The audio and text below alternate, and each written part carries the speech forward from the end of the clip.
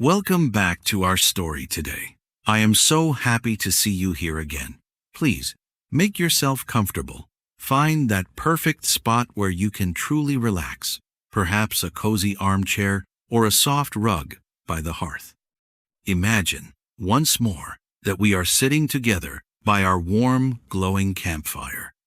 The night is vast and silent around us.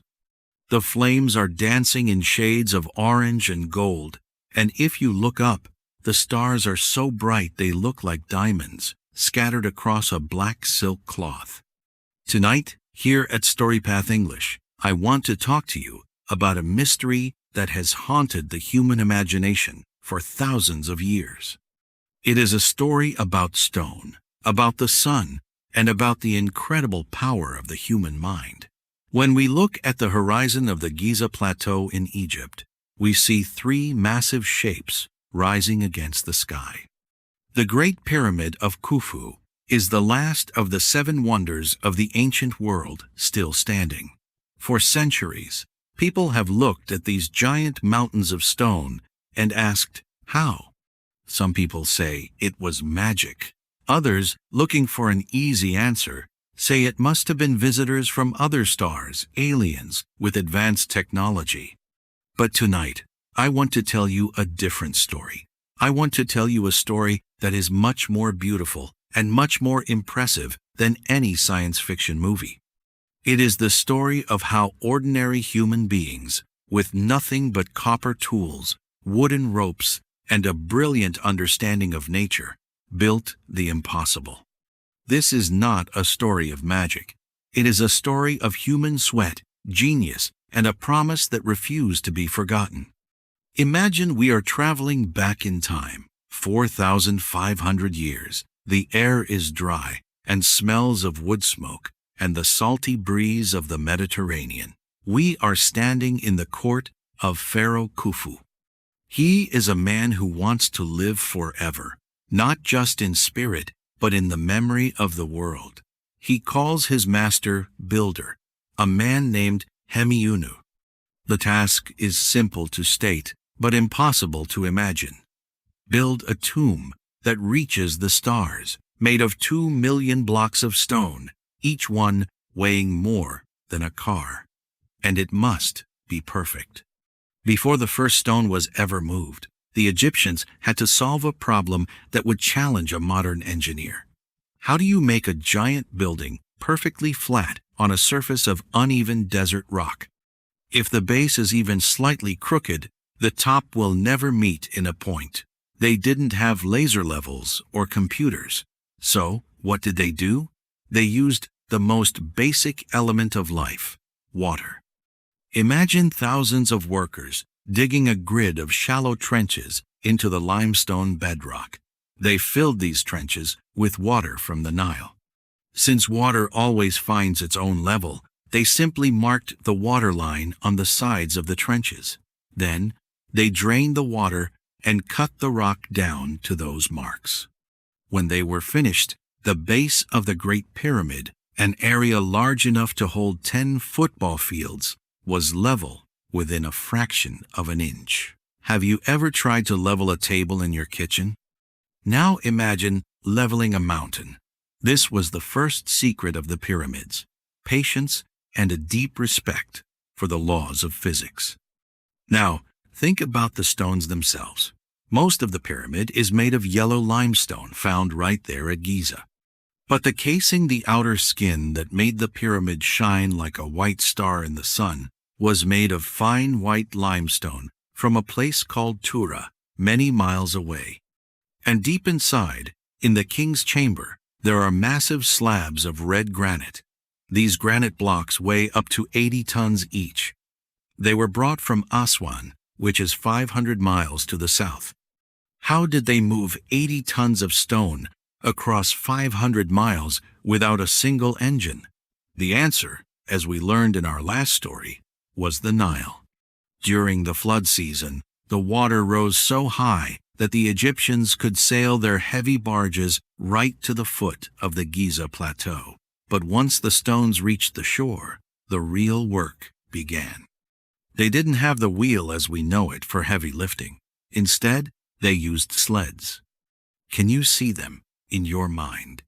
Hundreds of men, their muscles glowing with sweat in the Egyptian sun, pulling long ropes made of twisted papyrus. But there is a trick, a secret discovered by scientists only recently.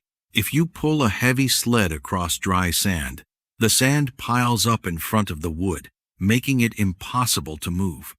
But if you pour just the right amount of water onto the sand in front of the sand becomes firm and slick. It cuts the friction in half. In ancient paintings, we see a man standing on the front of the sled, pouring water from a jar. For a long time, people thought he was performing a religious ritual, but no, he was a physicist. He was making the ground as smooth as ice. As the pyramid grew taller, the challenge became even greater. How do you lift a 2-ton block 400 feet into the air? This is where the alien theorists usually give up. But human beings are clever. For years, historians debated about ramps. A straight ramp, long enough to reach the top, would have to be a mile long and would contain as much material as the pyramid itself. It didn't make sense. However, a brilliant modern theory suggests an internal ramp. Imagine a tunnel spiraling up the inside of the pyramid, like a corkscrew. The workers could pull the stones up these gentle slopes inside the structure, hidden from view. As they finished each level, they would fill in the ramp behind them. It is a masterpiece of logistics. It means the pyramid wasn't just a pile of rocks. It was a carefully planned machine for construction. But who were these people? For a long time, Hollywood movies told us the pyramids were built by thousands of slaves being whipped by cruel masters. But history tells us a different, much more moving story. We have found the remains of the workers' village near the pyramids. These weren't slaves. They were respected laborers, stonemasons, and farmers. When the Nile flooded the fields and farming was impossible, the pharaoh called upon the people to help build the national monument. They were fed the best food: beef, sheep, and fresh bread. They had medical care. We have found skeletons of workers with successfully healed broken bones, showing that they were cared for by skilled doctors. They were organized into teams with names like the Friends of Khufu or the Drunkards of Menkaure. They had pride. They competed with each other to see who could move the most stone. Have you ever worked on a big project with a team of people you trust? There is a special kind of energy that comes from building something together that is bigger than any one person. That is the energy that built the pyramids. The precision of their work is what truly feels like a mystery. The Great Pyramid is aligned to true north within 3/60ths of a degree. It is more accurately aligned than many modern buildings. They did this by watching the stars. They would mark the rising and setting points of a star on a circular wall and bisect the angle to find north. They used the sky as their map and the earth as their canvas. Inside the pyramid, there are air shafts that point directly to specific stars, Orion's belt and the North Star. To the Egyptians, these weren't just vents. They were paths for the pharaoh's soul to travel to the imperishable stars. They were building a bridge between the dust of the earth and the light of the heavens. When the Great Pyramid was finished, it was covered in polished white limestone. It would have been so bright that it could be seen from miles away, glowing like a mountain of light. At the very top was a pyramidion, a capstone, likely covered in gold. Can you imagine standing at the base, looking up at that shimmering peak 480 feet in the sky? You would feel small, yes, but you would also feel the greatness of what your people had achieved. Shah Jahan built the Taj Mahal out of grief and a promise of love. Khufu built the Great Pyramid out of a different kind of promise, a promise of permanence. He wanted to prove that humanity could create something that time could not touch. And he succeeded. The white casing is mostly gone now, stolen over the centuries to build the city of Cairo. The gold capstone is lost, but the heart of the mountain remains. The mystery of the pyramids is not that we don't know how times they were built. We actually have a very good idea. The real mystery is the will times to do it. It is the mystery of how thousands of people could work together for 20 years on a single goal. It shows us that when we are united by a vision, we don't need magic, and we certainly don't need aliens. We have everything we need right here in our hands and in our hearts. As our campfire begins to fade into glowing embers, and the night becomes even more still, let's take a moment to appreciate those ancient workers. Think of the man pouring water on the sand. Think of the stonecutter listening to the sound of his copper chisel to hear if the stone was about to crack. Think of the architect sitting under the moonlight, drawing circles to find the stars. History is often told as a list of names and dates, but at StoryPath English, we believe history is the story of us. It is the story of human potential. The pyramids are a message from the past, whispering to us across 4,000 years.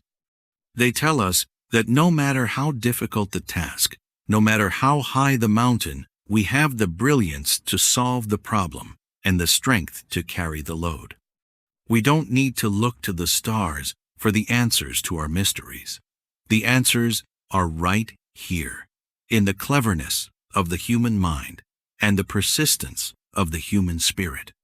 The pyramids weren't built by gods. They were built by people like you and me, who decided that they wanted to leave a mark on the world that would never fade. Thank you for sitting with me tonight by the fire.